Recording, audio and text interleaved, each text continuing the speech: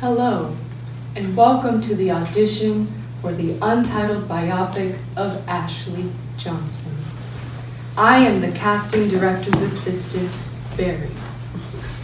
Now, if you have never been to an audition before, here is how it will go. We will call you up one by one, and when we do, please stand on the little red X over there. Now, does anyone have any questions? Yes. You, sir, with the glasses. Pardon me, Mr. Barry, but, are you a, sloth?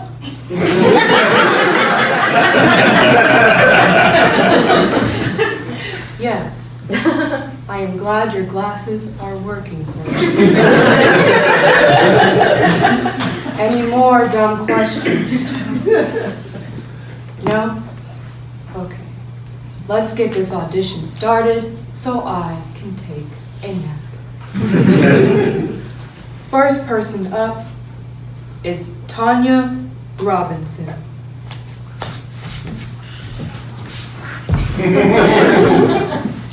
Who the fuck are you? Hi, I'm the casting director, and this is my assistant. Holy shit! Is that a sloth? We've just been over this with the group, Tanya. I am the casting director's assistant, Barry. Holy shit, I'm just baffled. Like, this is some BoJack Horseman shit going on. Are we in Hollywood? No. If we were in Hollywood, I'd be a lawyer. Not a lowly assistant. Barry, I thought you liked working for me. I do. But I prefer to be more of a spirit animal rather than a working one. Amen to that shit, my hairy friend. Okay, Tanya, can you just read from your script for us? I'll stop you if necessary. All right. In the 4th grade, I had a huge crush on this little white boy named Landon Foxworthy. Wow, doesn't his name just sound like a Disney prince?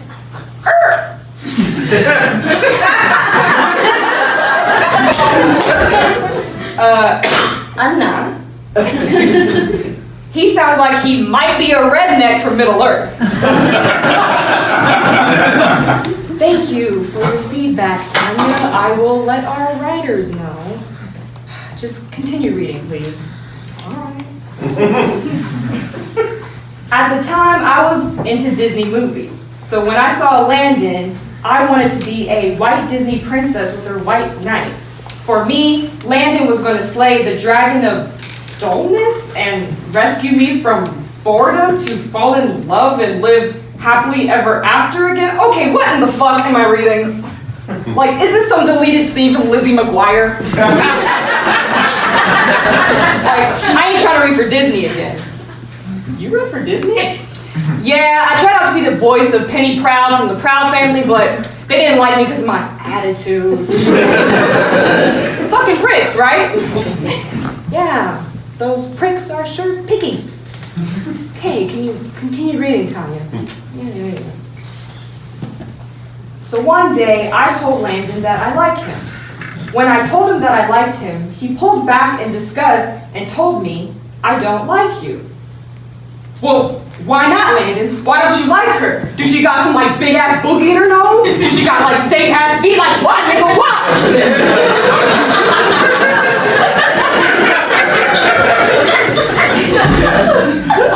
Tanya, please. I'm sorry, the story got me all invested now, like... Like, I feel like I can relate to this character somehow.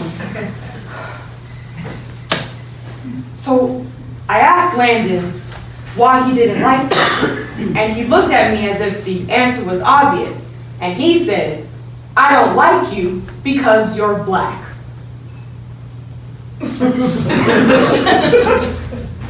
Oh, hell.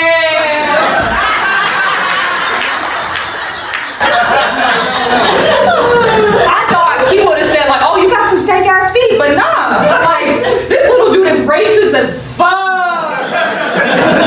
Is this a true story? Yes, this is a biopic. Damn, if this nigga said some shit like this to me, he would have been down faster than the Berlin Wall. The Berlin Wall didn't go down until...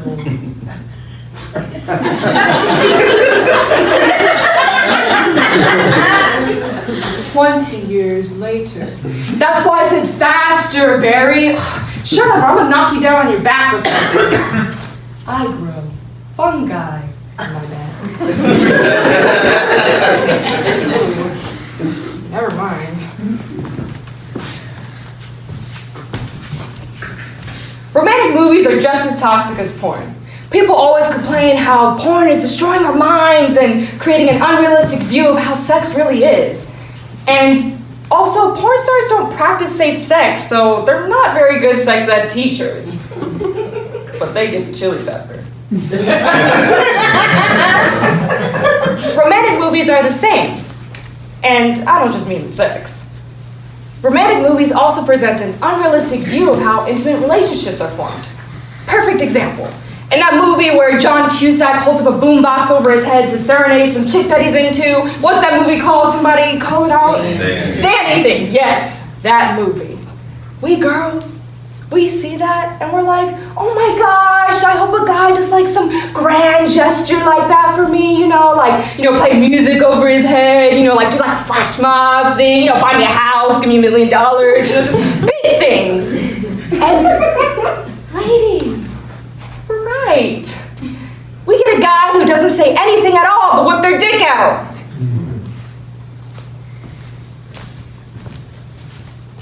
Thank you, Tanya.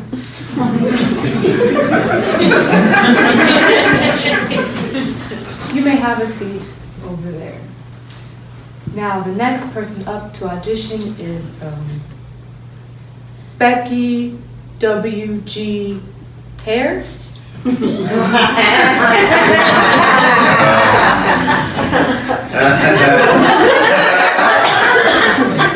Hi, I'm Becky.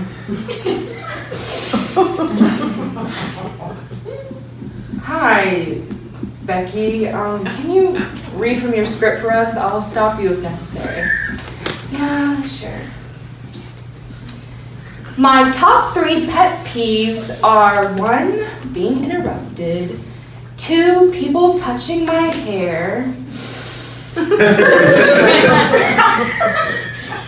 and 3, people assuming that having an ethnic dating preference is not racist. Wait, hold on. I prefer to date white guys, but I slept with an Asian guy once. Like, how does that make me racist? Look, Becky, right? You see, oh, I love your hair, by the way. Thanks. Look, Becky, to have a dating preference defined by skin color minimizes a person's worth. You are basing a person's personality on how light or dark their melanin is, which in no way correlates to how good of a partner they will be to you. Okay, but like, out of all the guys I slept with, only the white guys were good. Like, that one Asian guy I slept with wasn't very good. Why not? You know why. No, I don't. I didn't sleep with him.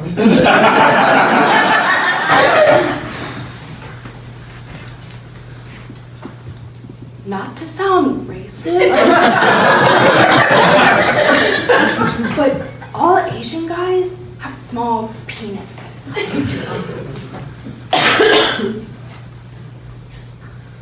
Oh, sleeping with one Asian guy is not representative of the whole group.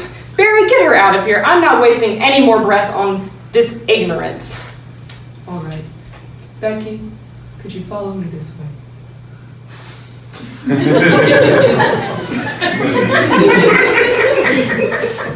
Come on.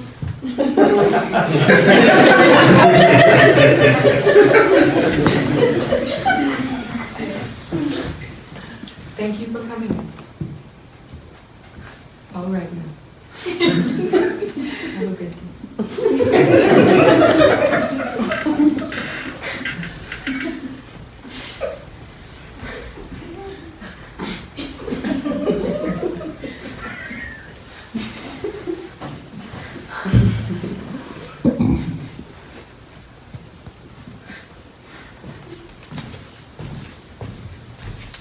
My parents used to call my depression my situation. Now, my situation sounds like a word a mafia boss would use to describe his sadness to his henchmen. Boys. Now I know I haven't been myself lately. No drinking whiskey, no smoking cigars, no petting my cat whiskers. None of that.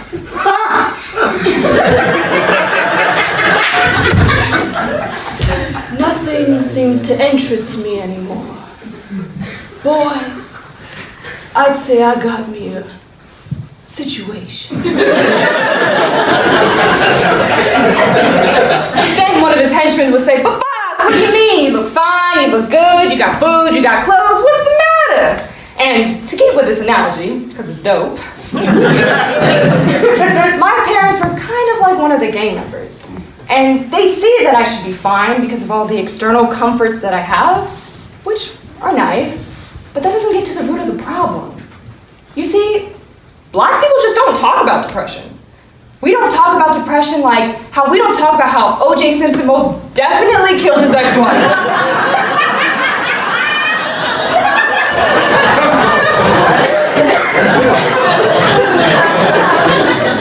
Like, we know it, but we just move on.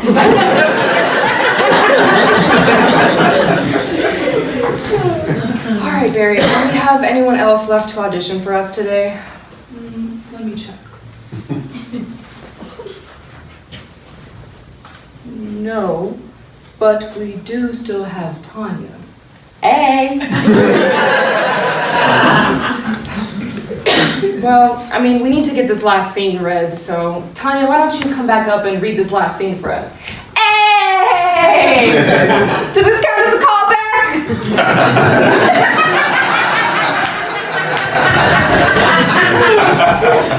Damn, okay.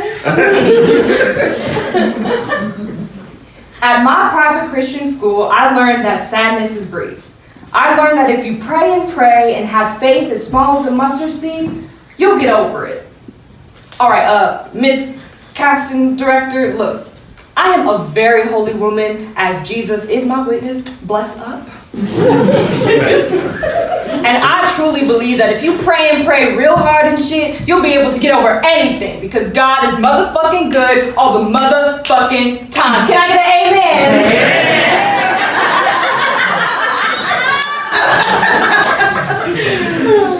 You sure do curse a lot for a holy woman. Look, there ain't no commandment that says thou shalt not fucking curse. Look,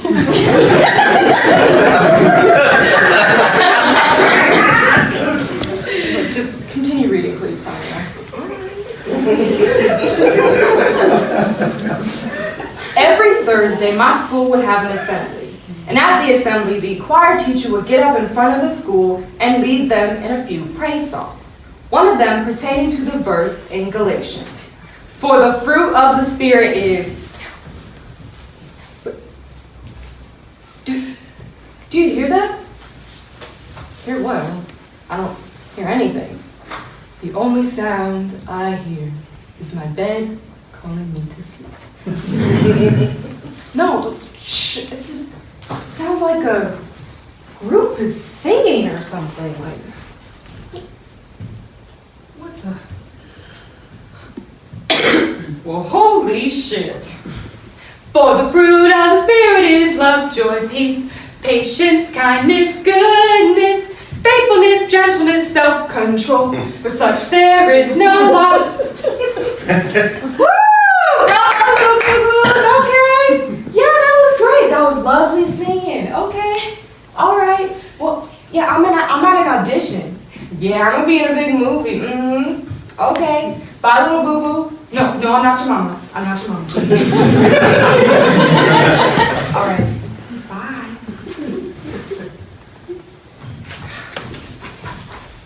I fucking hate kids.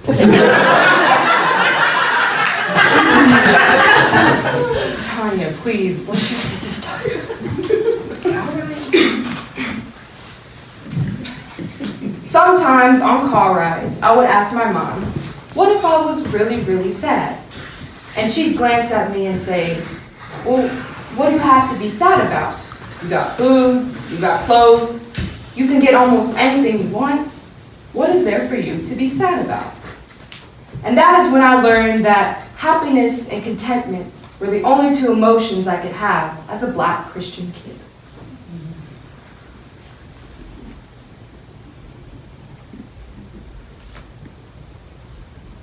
You don't have anything to add, Tanya? No. But I have a poem. Oh, well, I mean, we got some time. Let's hear it. Cool. She lost her sense of empathy because she always felt empty. She felt all alone when she needed all at once. You can't spell alone without loan. Loan. Loan me some of your happiness. Loan her a helping hand during this difficult time. No, her parents didn't die, but her soul did. Her soul died. And she had a funeral for her soul, and it was fun! Psych. It wasn't. She was just acting her way out of it. Why is everyone so concerned about her dying at the hands of the police when she can die at any moment from depression? She can die at any moment from depression. She can die at any moment from depression. She clothes herself in bright colors to hide her darkness. She laughs loudly so no one can hear her screams. She breaks a leg so that everyone can see her pain, but her pain is invisible. She suffers in silence. She suffers in silence. But she wants to be about face, a whole new attitude, a whole new sense of direction, but it is hard to see in the dark. But her compass has no LED, but the needles point to the ICU where they give her IV before they ID her face. And so she wakes up in the hospital, about face, looking up at the styrofoam ceiling, wondering if God had dropped her during shipping. Was she not packaged properly? Was she damaged goods? Where will she be returned to? She's fragile like Humpty Dumpty. She's savory like Papa Murphy. She's smart like Einstein, and she's quick to perceive like the mind's eye. She says her soul feels like a weed, but it is really a flower, blooming and growing. Whatever she does, she empowers. She's me. She is me.